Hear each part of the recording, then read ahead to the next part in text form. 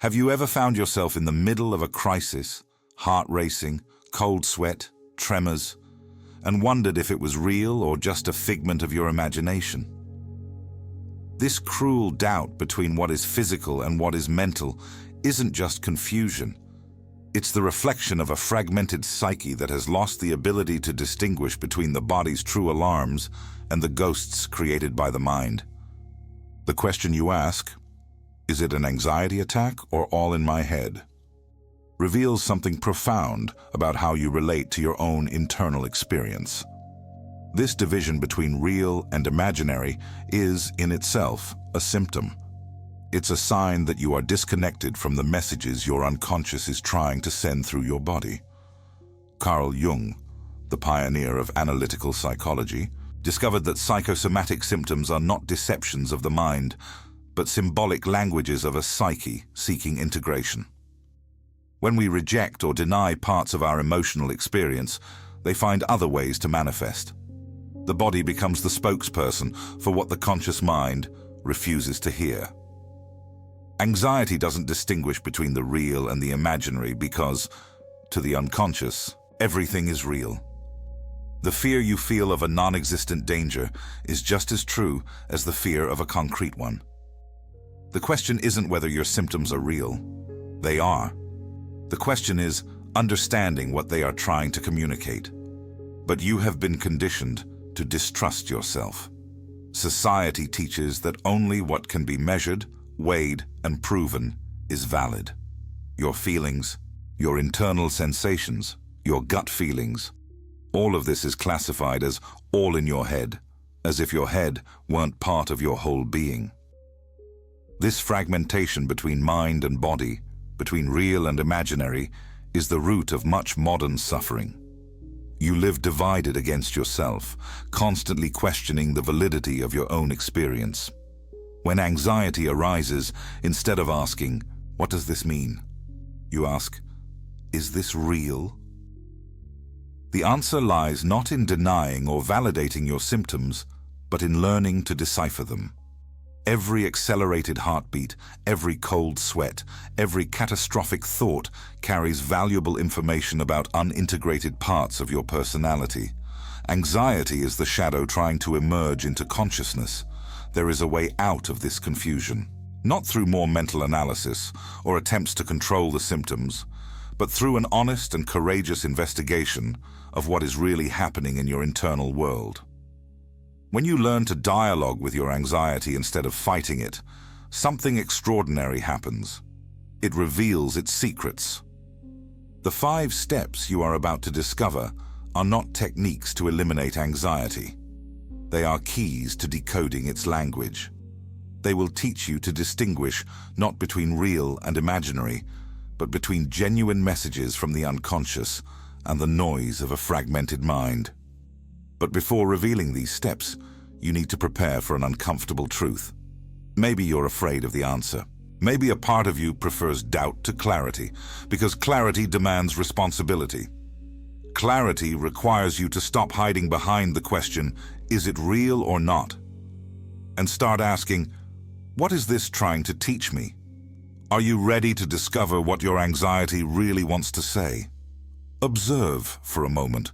How many times have you felt that tightness in your chest, the racing heart, the feeling that something terrible was about to happen, and your first reaction was to doubt yourself? How many times have you rushed to Google, typed in panic attack symptoms, read hundreds of accounts, and still remained in doubt? This constant doubt isn't innocent. It's a sophisticated defense mechanism your mind has created to avoid encountering rejected parts of yourself. When you obsessively question whether your symptoms are real, you are actually running from the real question. Why is this happening now? What in my life is demanding attention? Recognize the pattern. You feel anxiety. You question if it's real. You seek external confirmation. You momentarily calm down, and then the cycle begins again. This infinite loop keeps you busy with the wrong question, while the true cause remains untouched. The fragmentation happens like this. One part of you feels the symptoms intensely, Another part judges these symptoms as exaggerated or false. A third part panics at the possibility of going crazy. And a fourth part tries to rationalize everything. You are not one person experiencing anxiety. You are an internal committee at constant war. As long as you run from the feeling, it intensifies. As long as you deny the experience, it becomes more desperate for attention. As long as you question your own sanity, you feed the very fragmentation that generates more anxiety. It's a vicious cycle that strengthens with your own resistance. Ask yourself now, with brutal honesty, what is the cost of living in this permanent doubt? How many opportunities have you lost because you didn't trust yourself? How many times have you failed to act because you couldn't distinguish between a valid intuition and pathological anxiety? How many times have you felt crazy when you were actually just disconnected from your own inner wisdom? The anxiety you feel may have real physical components, hormonal changes, neurological reactions, genuine bodily manifestations. But that doesn't make it any less psychologically significant. The body and the psyche are not separate entities. They are aspects of the same living process. When you divide your experience between physical and mental, you lose the ability to understand the complete message. Have you ever noticed that anxiety arises at specific times? Before important decisions, in situations of change, when you are about to express yourself authentically, when you need to set boundaries. This is no coincidence.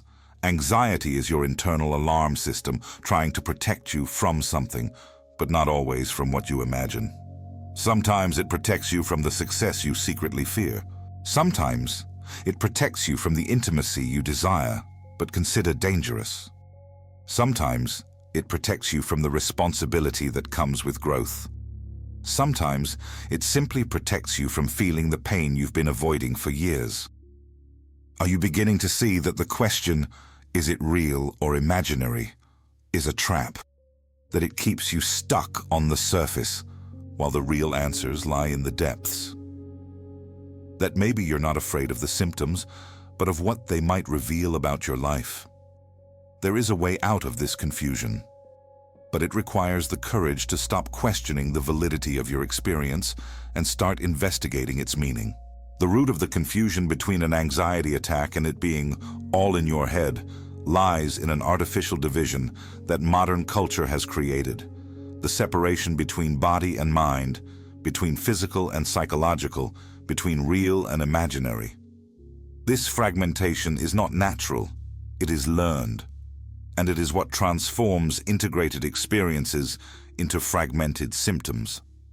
In analytical psychology, we understand that every psychosomatic manifestation is an attempt by the psyche to communicate something that the conscious mind is unwilling to hear. Your physical symptoms are not distortions of reality. They are reality expressing itself through the only available channel when all others have been blocked. Imagine your mind as an iceberg. The conscious part, the one that questions, analyzes, and doubts, is just the visible tip. The larger submerged part contains memories, repressed emotions, unprocessed fears, and rejected parts of your personality. When this submerged part needs to communicate and meets resistance from the conscious mind, it uses the body as its messenger. Anxiety functions as a complex and sophisticated alarm system. It doesn't exist to torment you. It exists to protect you.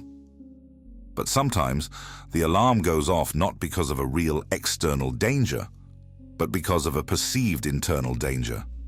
The threat of having to face aspects of yourself that you prefer to keep hidden. When you reject parts of your emotional experience, anger you consider unacceptable, sadness you see as weakness, fear you deem shameful, these parts don't disappear. They become the shadow. And the shadow finds creative ways to manifest, often through symptoms you can't control or rationally understand. What you call all in your head may actually be the wisest part of you trying to get your attention. The unconscious mind possesses a deep intelligence that transcends linear logic. It communicates through symbols, sensations, intuitions, languages that the rational mind often interprets as unreal. But there's a crucial difference between anxiety as a message and anxiety as a chronic symptom. The first arises sporadically, in specific contexts, carrying valid information about your internal or external situation. The second has become an automatic pattern, a conditioned response that triggers even in the absence of relevant stimuli. Anxiety as a message appears when you're about to make an important decision but aren't paying attention to your true values. It arises when you're repeating destructive patterns but don't want to admit it. It awakens when you're neglecting essential needs but remain in denial. It is specific, contextual, and informative. Anxiety as a symptom, on the other hand, has become disconnected from its original function. It triggers automatically, with no clear relation to the context.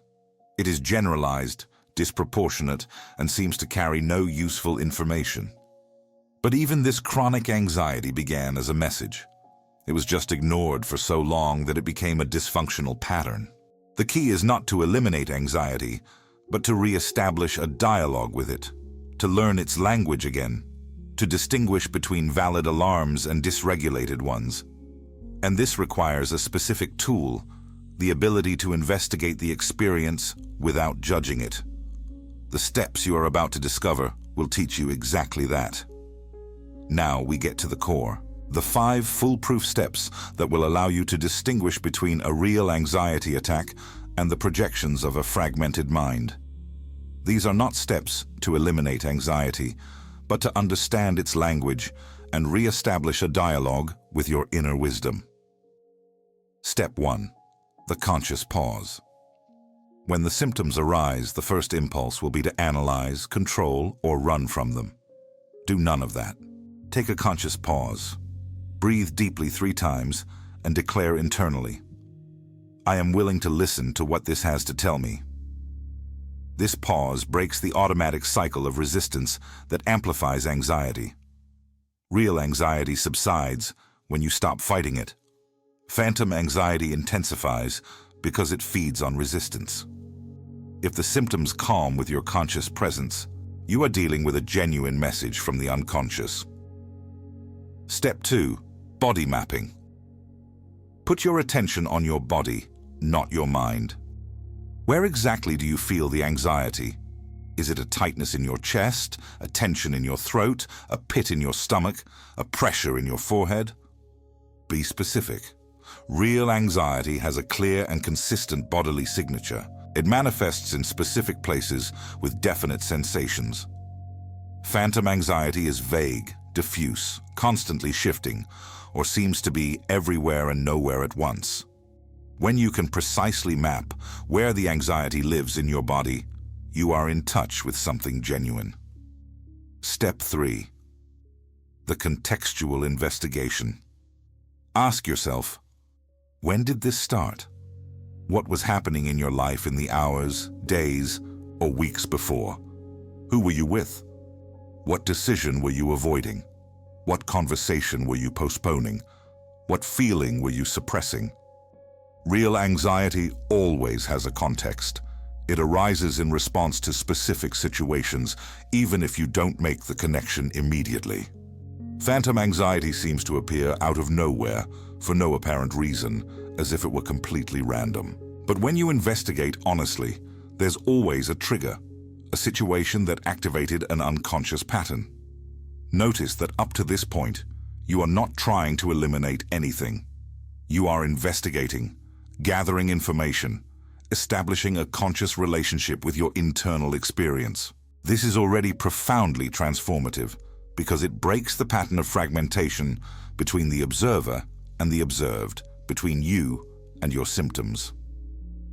Real anxiety responds positively to this respectful investigation. It feels heard, understood, and naturally decreases in intensity when its message is received. Phantom anxiety, on the other hand, might even intensify initially because you are challenging the automatic pattern it represents. But don't stop here.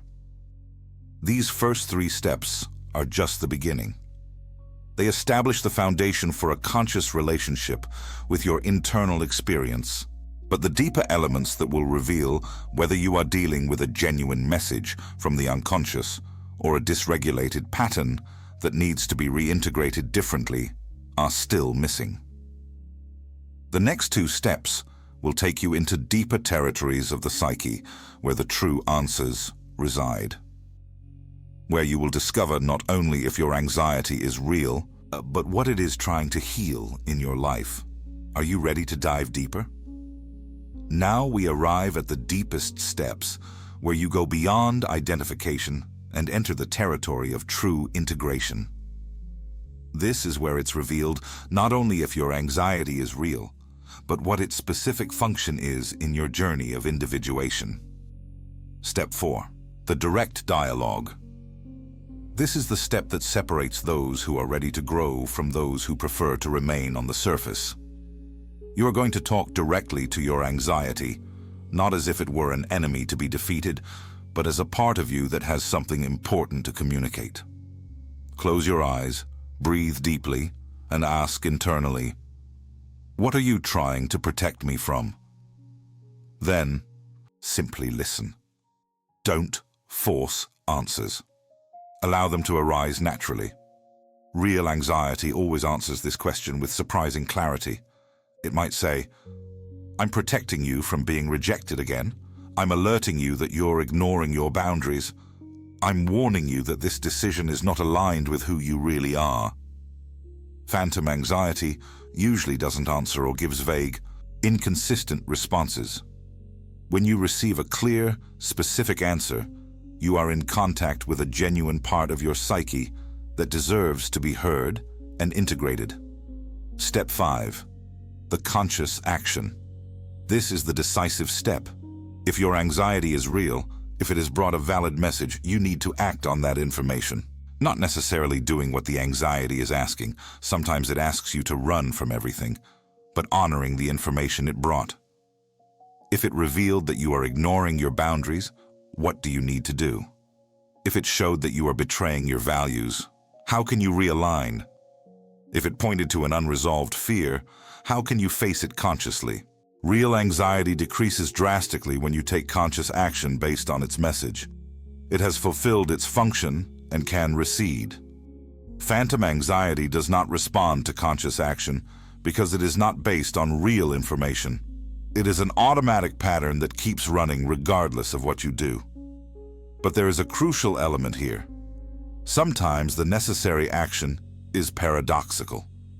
Sometimes you need to do the exact opposite of what the anxiety is asking.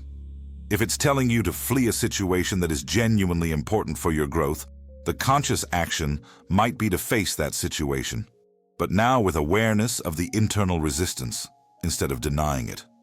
The true test of these 5 steps is not to eliminate anxiety, but to develop a mature relationship with it. When you consistently complete these steps, something extraordinary happens. You stop fearing anxiety. It ceases to be an unknown monster and becomes an ally on the journey of self-knowledge. Real anxiety transforms into reliable intuition. You learn to distinguish between the genuine alerts of your psyche and the automatic patterns that need to be reprogrammed. Most importantly, you develop the courage to act based on your own inner wisdom, even when that action is uncomfortable. These 5 steps create a new relationship with your internal experience. A relationship based on curiosity instead of fear, on investigation instead of resistance, on integration instead of fragmentation. But knowing the steps is just the beginning. Now that you have the tools to distinguish between genuine anxiety and mental projection, it's time for practical application. The real work doesn't happen in the intellectual understanding of the steps, but in the courage to apply them when the internal storm is raging. Let's create an integration protocol that you can use whenever doubt arises. When you feel the symptoms coming on, racing heart, altered breathing, catastrophic thoughts, Don't run to Google or try to rationalize immediately. Use this moment as an opportunity for deep investigation. First, practice conscious surrender. Tell yourself, I allow this experience to be exactly as it is right now. This sentence breaks the automatic resistance that amplifies any uncomfortable sensation. Resistance turns discomfort into suffering, information into chaos. Next, apply the 5 steps as a sacred ritual of self-knowledge, not as a technique to get rid of anxiety, but as a way to honor the wisdom of your total psyche. The conscious pause, the body mapping, the contextual investigation, the direct dialogue, the conscious action. But there's something you need to understand. Not all anxiety needs to be cured. Some anxieties are milestones on the journey of individuation. They appear when you are about to take an evolutionary leap, when you are leaving old versions of yourself behind. This existential anxiety isn't pathological. It's sacred. The anxiety that arises before you speak your truth in a difficult situation is not a disease. It's courage being born. The anxiety that appears when you are about to make a choice aligned with your deepest values is not a disorder. It's authenticity emerging.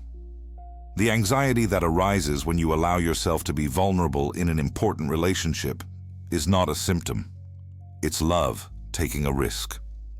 Learn to distinguish between the anxiety that asks for integration and the anxiety that signals growth.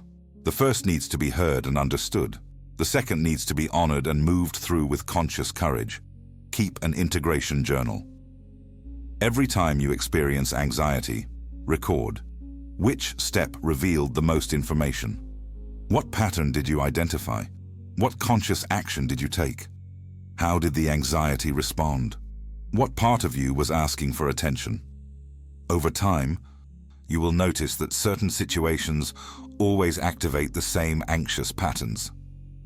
This is valuable information about the points where your psyche still needs integration. Don't judge these points as failures.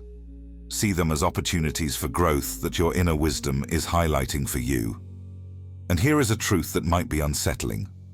Sometimes the anxiety is right. Sometimes it is warning you about situations, relationships, or choices that are genuinely unhealthy for you.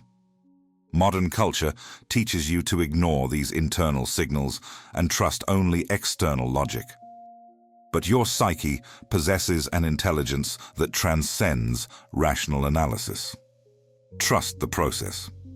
When you stop fighting your anxiety and start dialoguing with it, something heals in the relationship you have with yourself. You stop being a house divided and become an integrated person. You stop constantly questioning your sanity and start trusting your inner wisdom. The journey of integration has no end. It is a living, dynamic process that evolves with you. You've made it this far.